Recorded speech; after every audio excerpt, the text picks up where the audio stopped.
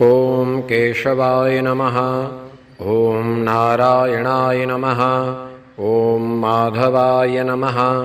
ॐ गोविन्दाय नमः। ॐ विष्णवे नमः। ॐ मधुसूदनाय नमः। ॐ त्रिविक्रमाय नमः। ॐ वामनाय नमः। ॐ श्रीधराय नमः। ॐ ऋषिकेशाय नमः। ॐ पद्मनाभाय नमः। ॐ दामोदराय नमः। ॐ सङ्कर्षणाय नमः। ॐ वासुदेवाय नमः। ॐ प्रद्युम्नाय नमः। ॐ अनिरुद्धाय नमः। ॐ पुरुषोत्तमाय नमः। ॐ अधोक्षजाय नमः। ॐ नारसिंहाय नमः।